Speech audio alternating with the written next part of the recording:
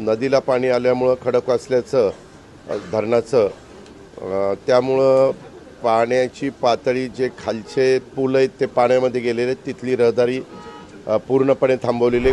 अडचणीत असणाऱ्या आपल्या नागरिकांना बाहेर काढण्याच्या करता, सुरक्षित स्थळी नेण्याच्या करता जी काही खबरदारी घ्यायला पाहिजे त्याकरता रात्रंदिवस सगळेजण राबतायत. कुठंही दुर्लक्ष होता कामा नये ह्याबद्दलची काळजी आमचं सरकार घेत आहे, सरकारी यंत्रणा घेते.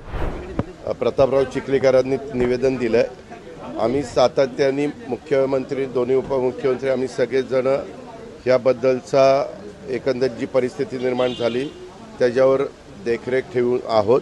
जिथं जिथं ताबडतोब ज्या गोष्टीचे निर्णय घेण्याची गरज असेल तशा प्रकारचे निर्णय पण घेतो आहे.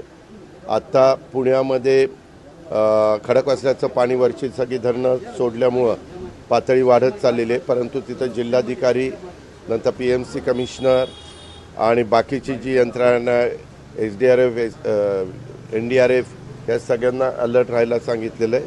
काही भागामध्ये पाणी जास्त झालेलं आहे, तिथल्या लोकांना स्थलांतर करायला सुरुवात केली.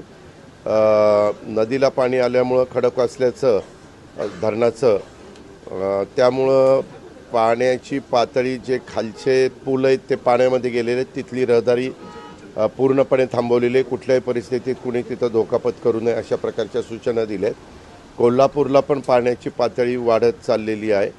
कदाचित धोका पातळी ओलांडण्याची शक्यता आहे आणि त्याच्यावर तिथल्याही सगळ्यांना म्हणजे जलसंपदा विभाग असेल, रेव्हेन्यू विभाग असेल, पोलीस विभाग असेल, ह्या ज्या ज्या यंत्रणा अशा काळामध्ये राज्य सरकारच्या वतीनं काम करत असतात, महानगरपालिका असतील, ह्या सगळ्यांना सतत सूचना देऊन त्यांना कुठली अडचण आली तर ताबडतोब सोडवण्याचं काम केलं जातं. आत्ता पण मी तुमच्याशी बोलून डिझास्टर मॅनेजमेंट हे आपल्या मंत्रालयामध्ये पहिल्या मजल्यावर आहे, तिथंच मी त्या ठिकाणी चाललेलो आहे. सुट्ट्या अनेक ठिकाणी जाहीर केलेल्या आहेत. वसई विरार पण मोठ्या प्रमाणावर पाण्यामध्ये गेलेलं आहे.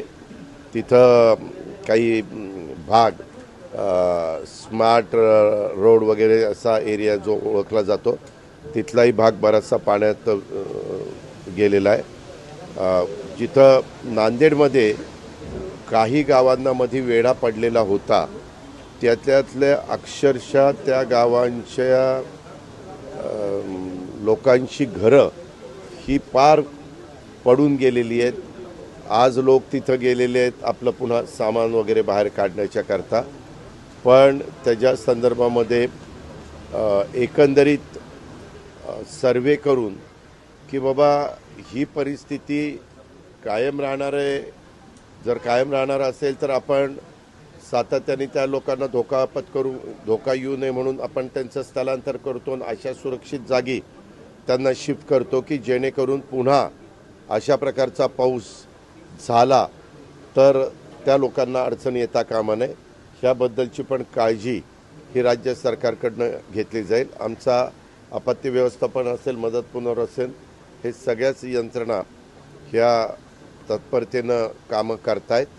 काल तुम्हाला माहिती आहे मुंबईमध्ये मोनोरेलच्या बद्दल घटना घडलेली होती आणि त्याच्यात थोडं काय होतं आहे, कधीकधी एखाद्या मोनोरेलची किंवा एखाद्या पब्लिक सर्व्हिस ट्रान्सपोर्टच्या मध्ये काम करणाऱ्या ज्या यंत्रणा आहेत त्यांची कॅपॅसिटी नसताना जास्त लोक बसल्यानंतर अडचणी निर्माण होतात, जी काल मोनोरेलच्या बाबतीमध्ये झाली. पण आता सकाळपासून मोनोरेल व्यवस्थित त्या ठिकाणी सुरू झालेली आहे. माझं नागरिकांना पण आव्हान आहे की अफवांच्यावर विश्वास ठेवू नका, घाबरून जाऊ नका आणि साधारण त्या बसची, त्या मोनोरेलची, त्या वाहनाची जेवढी कॅपॅसिटी आहे तेवढीच साधारण बसली किंवा काही ठिकाणी आपल्याला नावा पण करावं लागतात, बोटी कराव्या लागतात. त्या बोटीमध्ये पण असणारी कॅपॅसिटी लक्षातमध्ये घेऊन तेवढेच लोक जर बसले तर त्यांना सुरक्षित ठिकाणी आणता येईल, परत दुसरी ट्रिप करता येईल, तिसरी ट्रिप करता येईल.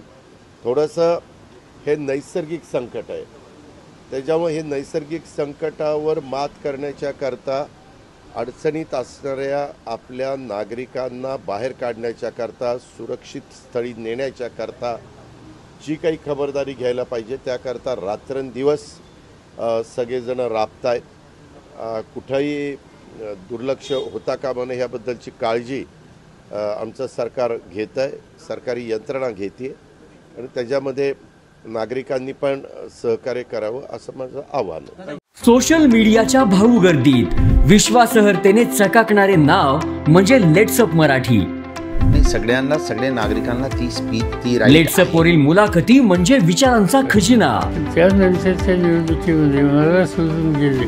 बातम्या केवळ वस्तुस्थिती सांगणाऱ्या, न प्रोपगंडा, फक्त जनतेचा अजेंडा. क्योंकि आने वाला कल जाने वाला है, जाने वाला कल आने वाला है. राजकारण, मनोरंजन असो की क्रीडा क्षेत्र, महाराष्ट्राची स्पंदने संवेदनशीलतेने टिपणारे माध्यम म्हणजे लेट्सअप मराठी. जगासोबत एक पाऊल पुढे राहण्यासाठी लेट्सअपचे ॲप, सोशल मीडिया आणि वेबसाईट सोबत कनेक्टेड रहा.